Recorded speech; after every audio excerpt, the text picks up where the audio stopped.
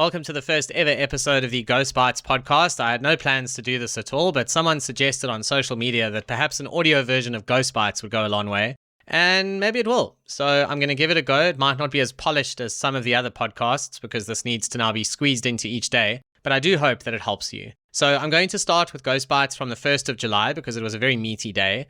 Kicking off with Absa, where their Africa regions segment is struggling tremendously with interest margin. The credit loss ratio has actually helped them here quite a lot, but expense growth is the issue. So this comes from a trading update that Absa released for the 6 months to June 2026. By the way, this means that we've now received updates from each of the 4 large legacy names in banking. So just keep that in mind that you now have quite a lot of information to actually go and work with. Absa managed low to mid-single digit growth in their revenue. Non-interest revenue grew faster than net interest income, which is what you would expect to see actually, because non-interest revenue has been the focus area for banks due to the positive impact it has on return on equity. That low single-digit growth in NII, that's a function of margin compression.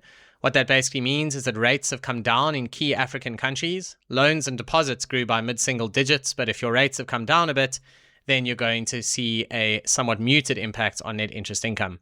Moving to the non-interest revenue or NIR side, insurance and fee income in South Africa did really well, actually.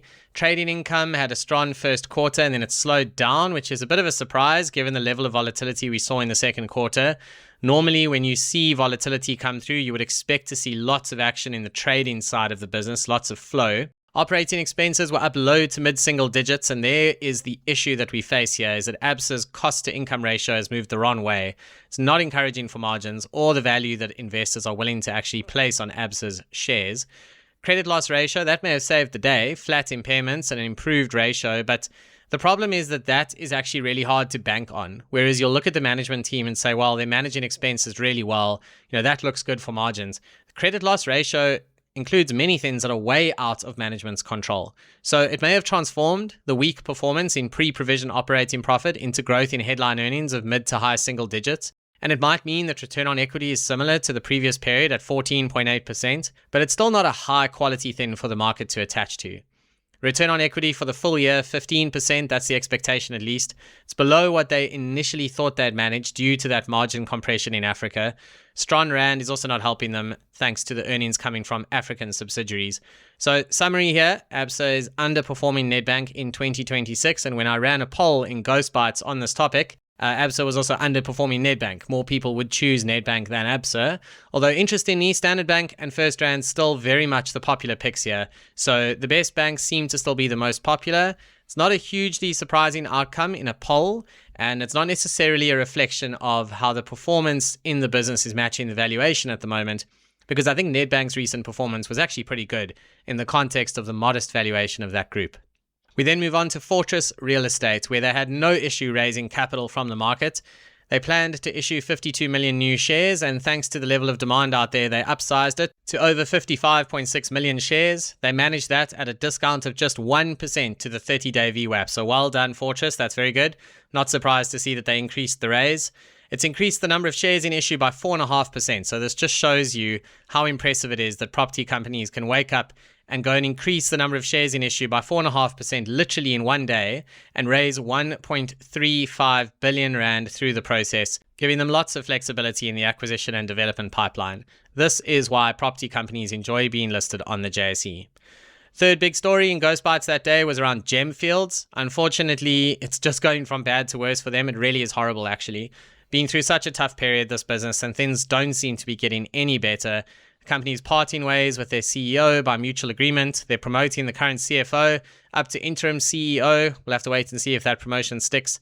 Unfortunately, it is all because, well, not all because, but I can imagine that what's happened in Mozambique and the Ruby business was unfortunately the final straw here. Yes, they had a decent auction result where they sold 92.1% of the lots they offered for sale. But the bigger issue is that grades are declining at their mine in Mozambique. The more favorable areas have been hard to access because of higher rainfall. That's obviously not a management issue. But there have been commissioning problems and delays at the second processing plant. All of these issues are expected to have a material adverse impact on the Ruby auctions for the rest of the year. And there's a lot of other issues as well. There's been conflict at villages relatively near the mine. It's been a major ongoing issue with illegal mining. and they are owed $28.3 million in VAT refunds that are just not coming through from the government of Mozambique. It really is a terrible place to do business, very, very tough. And unfortunately, I think Gemfields has just been through so much that at some point, the CEO is going to have to fall on his sword. That seems to be what's happened. Not a company that I'm invested in. It's very much in my too hard bucket, and this shows you why. Moving on to Harmony, they have met their gold production guidance for the 11th consecutive year. That's rather impressive. And it's a trading update for the year ended June 2026 that gives us that information. They're also going to meet guidance for all-in sustaining cost in gold, and capital expenditure has come in slightly below plan, so that's also good news for free cash flow. If we look at copper production towards the upper end of guidance, that has helped cash costs coming below guidance. This, of course, is the commodity that everybody is talking about, with Harmony investing heavily in copper. The Eva Copper project in Australia is the asset of focus, with that project making considerable progress. There are environmental hiccups though. Unluckily, they've managed to find a protected species within the project area, and that of course is causing all kinds of delays. But for now, at least, they've been able to reprioritize work streams, so they're managing it, but could still lead to overall project delays if they can't sort that out in time. And obviously the environmental stuff is treated with immense importance in these sort of projects. Overall, though, solid year of execution at Harmony. Management teams can't control commodity prices, but they can control how successfully they mine those commodities. But Harmony's share price flat over 12 months. Commodity price volatility can unfortunately make the mining sector a cruel place for investors. Then we move on to Hudaco, where they had a poor interim period, unfortunately. Trading statement with the 6 months to May tells us that HEPS is expected to be down between 32 and 34%. They also report comparable earnings per share, which strips out a few things like discontinued operations and fair value adjustments on vendor liabilities. In that case, earnings would be between 12 and 13% higher. Fair enough, but the discontinued operations are there and they are a problem. The first is the alternative energy business, which naturally is not so cool anymore in a world after load shedding. That has been a big price war in that segment now because we just had immense overcapacity and oversupply of alternative energy solutions. Terrible economics in that space since then. 125 million rand impairment on Hudaco's inventory. And if you want energy backups, it does sound like you should knock on their door because they will sell you products at clearance prices to try and get out of the space. The second discontinued operation is the battery bay management and service business within Eternity Technologies. Pretty specialist area here. They provide products for forklifts. And in this case, management attributes the decline to the market entry of former staff members who have come in with the support of a key supplier. Rather juicy story there. But also a very sad one because 90% of the 245 staff members are going to be retrenched here. One wonders how many of them might join the new market entrant. Who knows? But not a nice outcome there for Hudaco at all. Interestingly, that announcement came out after market close. So I was expecting to see some fireworks in the Hudaco share price on Tuesday, but there weren't really any. So it seems as though the market either knew about this or just actually didn't particularly care. Interestingly, that announcement had come out after market close, so I was expecting to see some fireworks in the Hudaco share price the next day, but that didn't really happen, so it seems as though the market was kind of expecting this one way or another. Moving on to PBT Holdings, they have bucked the trend in consulting because at the moment everyone is talking about how broken consulting is thanks to AI. PBT Holdings, however, in the year ended March, managed to actually grow their revenue by 6% and operating profit by 8.3%.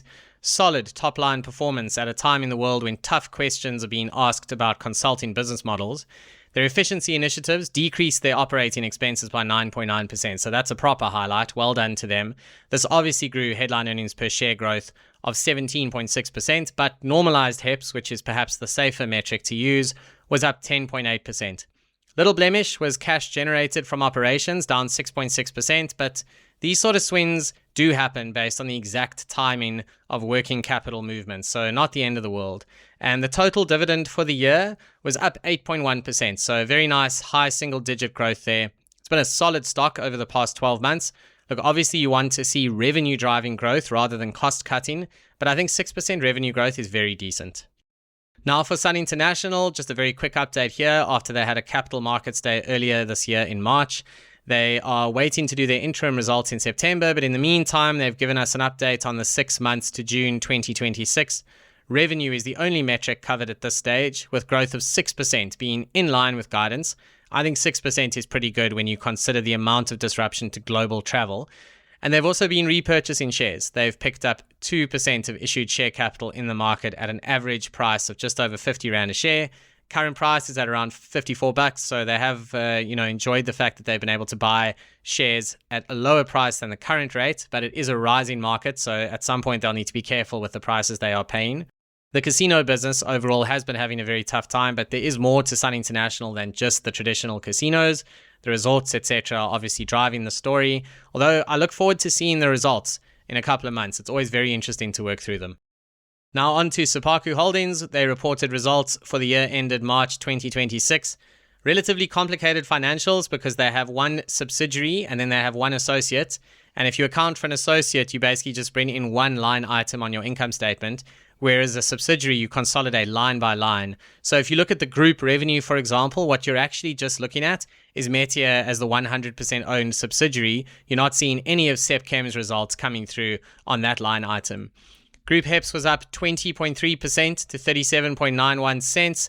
That was very much thanks to Métier, where net profit after tax jumped quite nicely from 76 million to 107 million.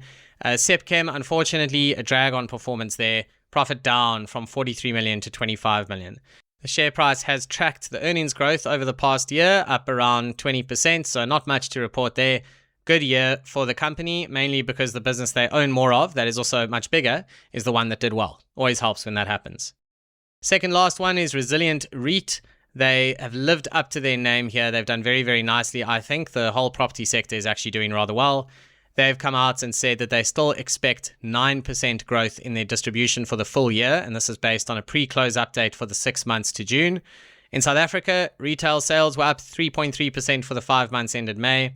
Somewhat lighter than we've seen at competing funds, but they have been doing major development initiatives at 6 of the shopping centres. I think it's a decent performance overall. Reversions, positive 3.2% in South Africa, with escalations agreed at 5.2%. This is the kind of inflation protection investors want to see. If we just look at Europe quickly, retail sales at the Spanish property increased by 5.1% for the 5 months to May. French portfolio up 5%. Solid performance there, well ahead of the macroeconomic story in the country.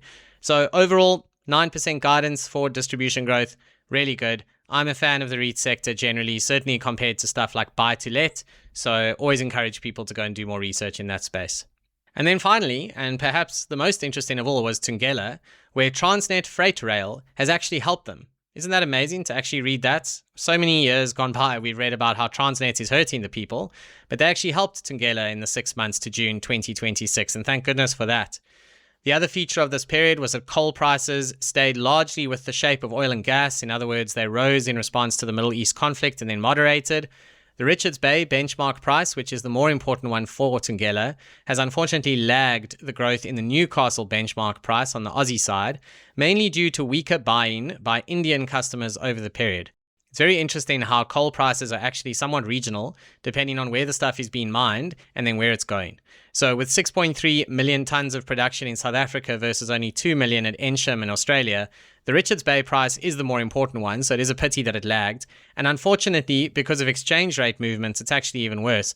The 12% growth in dollars has actually moderated all the way down to a flat performance, literally perfectly flat, if you look at the Rand price per ton. Now, this leaves them fully reliant on actually selling more, but export saleable production volumes were down slightly from 6.4 million tons to 6.3 million tons. This puts the cost per export ton slightly above the guided range, unfortunately, because if volumes are not amazing, then you're going to have higher costs per unit. They do expect this to improve in the second half at least. But here's the factor that matters, because producing is one thing, but you've got to sell the stuff, and to do that, you've got to get it to the ports. And this is where Transnet Freight Rail actually pulled their weight, because Thungela was able to increase export sales significantly from 6.6 million tons to 7.5 million tons. How great is that? And at Ensham in Australia, where they pretty much always have a working railway, export saleable production was up from 1.6 million tons to 2 million tons. Costs per ton came in lower than guidance because they've had such a good production performance. So really good there, although they've kept their full year guidance as is, so being slightly conservative perhaps. If we just look at CapEx quickly, they are looking to spend 600 million Rand in South Africa in the interim period. Obviously, that would have already happened now, but they're basically just giving you guidance. And 500 million of that is sustaining, 100 million is expansionary. At interim, 250 million in sustaining capex during this period. So they are investing quite a lot more in South Africa than they are in Australia, and not a bad thing perhaps. Unfortunately, Thungela was down on the day. Hasn't been an amazing year for them. Total return when I wrote this in Ghost Bites was around 11% over 12 months. Cyclicals are difficult. You have to really try and time your entry. But personally, I'm just very happy to see that Transnet is actually helping them at the moment. And that's it for episode 1 of the brand new Ghost Bites podcast. I really hope that this will help you ingest the content that I work so hard to create based on SENS announcements every day. I would obviously love to get your feedback. And please do look out for it on my new YouTube channel. That is The Finance Ghost on YouTube. And also just go and subscribe to this podcast if you want to get it regularly in Apple Podcasts or on Spotify. Ciao.